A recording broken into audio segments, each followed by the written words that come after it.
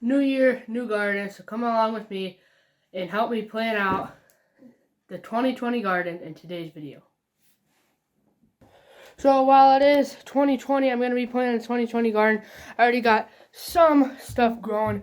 Come upstairs with me. I've had it growing since December, and I just planted some more of it. So you guys will want to see that. Up in here in my room, I got the grow light lettuce. There's the red sales leaf lettuce from In My Gardener. That's growing good. It just turned 6 weeks old, I believe, last night. If it isn't 6 weeks, it's 7. I'm pretty dang sure it's 6 last night. Then, maybe a week, not even a week ago yet, I planted this leaf lettuce. The variety is, not red sales leaf lettuce. The variety is ruby red leaf lettuce from In My Gardener. Here's the red sales leaf lettuce. But maybe you're asking me, hey Al, why didn't you just plant both bins at the same time? Well, that would have been a good idea, except for this bin was the first time I had ever tried growing this. So if it was going to be a failure, I didn't want to fail with 2 bins at once and waste the worm castings and potting soil and seeds. I just wanted to test it out. This one did great. I still haven't done a major harvest to it. I've done three maybe smaller harvests to this lettuce, so I haven't done a huge harvest yet. Yesterday it got a little wilty on me. I grabbed it. I was able to water it here. I use a spray bottle for you guys new to the channel, but this is just doing so good. Look at that little stuff right there. It's popping up. It pops up fast. Under a week, that's growing good. It's going to be looking like that in about 5 weeks. And it is an LED grow light panel. You can get this on Amazon for literally $22, you guys, plus shipping or free shipping if you order enough stuff. Obviously, there's just the on and off switch, but just this is just a quick reminder of how easy it is to go out get growing your own stuff in your own house. This setup right here is only about 2, 3, maybe 4 square feet. So in 4 square feet, that's a conservative number, you can start growing quite a lot of your own food. By the way, you guys, I did the math in this setup. For the whole setup, if you didn't have any of it, or if you just had the worm castings and potting soil, even if you didn't have that, the whole setup is $30. So $30, so if you produce $15 per bin, all the lettuce after that is basically where you start saving money. Now, I know the electricity costs something, but it hardly costs anything since that's an LED. Hardly costs anything. So you want to produce $15 worth. I think that's very doable with how this bin is looking. I mean, it depends on how long it continues to produce and sustain that growth. I mean, the roots are reaching the bottom of the container. The roots have reached the bottom of the container, you guys. So that's the math on the containers. Now let's go back downstairs and plan out the outdoor garden. So I'm back down here, you guys, ready to plan out the 2020 garden. If you guys don't already know, I recommend just using the grid paper. I got the idea. I was watching Luke from In My Gardener's video recently. He was planning out his garden. He said he uses the square grid paper, and I can understand why he really likes it. He says you can use each square grid as 1 square foot, and it's really helpful on knowing what to plant. So I'm just gonna get started on planning out the garden. So this year there's gonna be some huge changes to the garden. As far as the main garden that you guys saw this year, if you were even with the channel. If you weren't, I recommend go back, watch some videos, know what I'm talking about. But it's over here. I'll just draw out a rough estimate of it. Yep, it's a huge square, you guys. So I'm just going to say it's roughly 25 by roughly 25 feet. That's a very rough estimate. I don't know if we've ever measured the exact footage. I think we might have, maybe 3 or 4 years back. But that's just a rough sketch. We'll see if it got that on camera. It did. Maybe I'll zoom in a little. But that's a very rough estimate of that garden area. But basically, it's a huge square. And we have clay soil around here. So there's some nutrients in the soil, but overall, it's just a very clumpy clay. The organic matter percentage isn't very high. Especially after, let's see, the first year we would have gardened in this area was 2016. So it's had 4 summers of heavy use and really very little to no input on fixing the soil. There's been very little compost added to it. We'd have to have a massive compost pile to produce enough compost for that. So I just split it in half, as you can see. This year, what we plan on doing with it is taking this half, and with the chickens we currently have, maybe we'll use the new baby chicks we'll be getting. I don't know, they're still going to be young. But we're going to use the chickens. We're going to move them on a tractor that's going to be 6 square feet by 6 square feet. I know I underestimated the size of this.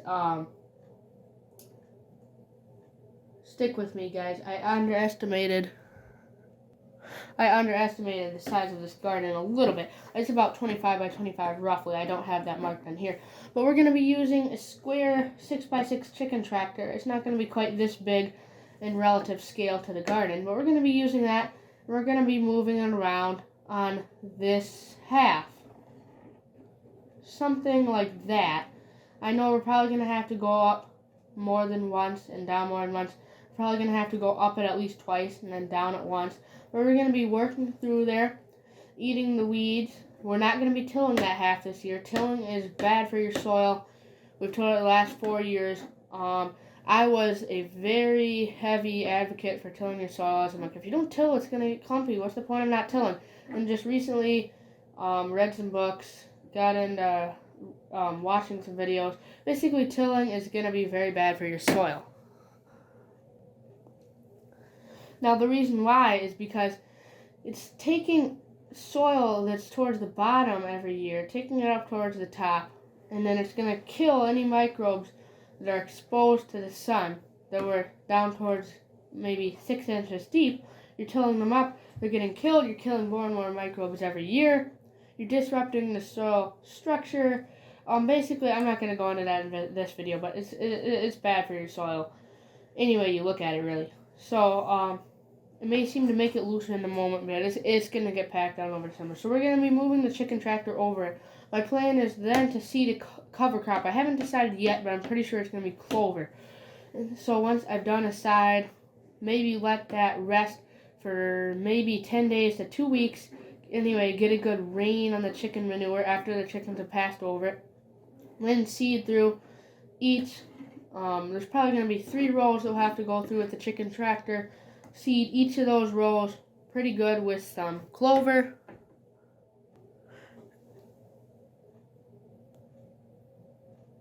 And then at the end of the summer, towards August, or probably even in September, when the clover's grown up nice, there's a nice stand of clover there.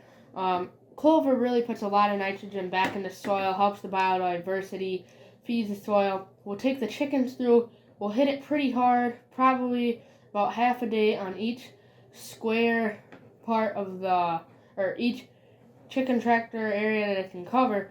Spend about half a day on that, knock the clover down, incorporate it into the soil, incorporate some more chicken manure, get that incorporated with the soil. I plan on using probably a giant red clover, so it's only an annual anyway, so it wouldn't be coming back the next year. So we can incorporate that into the soil. It's a good cover for over the winter. We won't be eating all of that clover down by the chickens. I won't go too heavy on it. I just want them to knock some of that down, get it incorporated in the soil, start improving the soil, so this half can have some more organic matter in it. We can start working on the soil instead of working against it. Now this other half, I know we've been going so hard in the soil over these years that any crop that needs a lot of organic matter and feeds heavy is going to do terrible, most likely, in these conditions. So what we're going to do, we're going to plant nearly all of this in green beans. I'd say from right about back here, all the way to a foot to the back, to almost a foot to the front, we're just going to plant in beans. And not all of that in green beans. I am going to plant a ton of green beans. We always do 4 rows. It's probably going to be 5 or 6 this year since it's half the garden. And then there's also going to be some lima beans, probably in this area right here. There's going to be some lima beans. And then right here at the front, because it doesn't need a strong soil really to do great, I'm just going to plant some oregano. Been missing oregano. Our oregano plant died the winter before last. It didn't come up summer of 2019. Left without oregano. And then in the back right here, I'm just going to plant sunflowers because they're good biomass adders. They don't need a lot of organic matter to do great. I mean, they'll use organic matter, like they like it, but they don't need a lot of it. And the chickens like the sunflower seeds. Sunflower plants draw in the Japanese beetles anyways.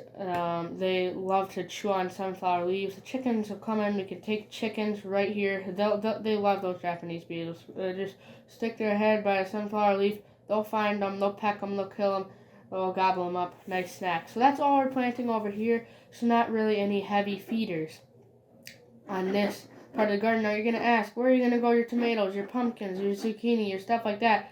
I'm going to get to that in part 2 of this episode, because this episode is getting on the long end. Stick around, guys. See you right back here in the next one. Guys, so stick around, subscribe if you haven't already, hit thumbs up on the video, stick around for part 2 of this episode. I'm going to literally film it right after I finish talking about this, so that's going to be coming out very, very soon. Comment down below. I'll see you right back here at Alice Homestead in the next one, guys. See ya.